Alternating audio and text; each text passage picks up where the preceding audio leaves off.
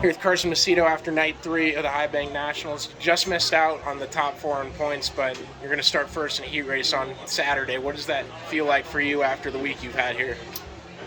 I mean, it's a little disappointing just because I figured I'd for sure be in that top 4, but it was just my own fault really. Spun out last night and being in a really good spot, had a really good night going, and then tonight kind of fell back there a little bit as well. So it feels good that I'm at least in the front of a qualifier. It could be a lot worse, but ultimately we just got to do a good job tomorrow night, get ourselves in that king of the hill, and then hopefully start up front in the future. So we'll see. I feel like I got a really fast race car. I feel like my guys are doing a really good job. So anything can happen. All week this track has been super tricky to a lot of you guys. A lot of guys that we don't usually see make mistakes, like spinning out like that. You and Kyle Larson in the same race too.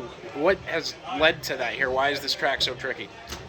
I mean, I think everybody's running super hard, and I think that there's grease sometimes on the bottom. It's a full rework right before each time, so it just throws a lot of curveballs in there that you don't normally have. And I feel like, for me, I think that like last night I got in there like a little too low, and then realized, oh man, I'm gonna miss it. And kind of got my car turned a little bit to get back to the grip, and then ended up 2-turned and spin out. So I didn't really see what happened to Kyle, but he was spun out in the middle of the backstretch. So like I said, I don't know what happened. I don't know if he got hit or what, but it's tricky, like tonight. I mean, I think there was a lot of guys that hit that grease down there in 3 and 4 and just spun out all by themselves, so I think anything can happen, and you never take anything for granted on a place like this, that's for sure.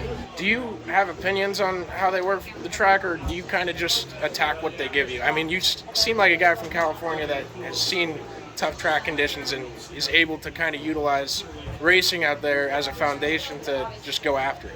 Yeah, I mean, I don't feel like I really sway one way or another. I feel like I, take whatever I get and make the best of it. So, my guys have done an incredible job. I feel like Philip Dietz, guys, Nate Reppis, they're working hard. They're trying to give me a fast hot rod every time I hit the track, and I know by tomorrow, they'll have the best underneath me.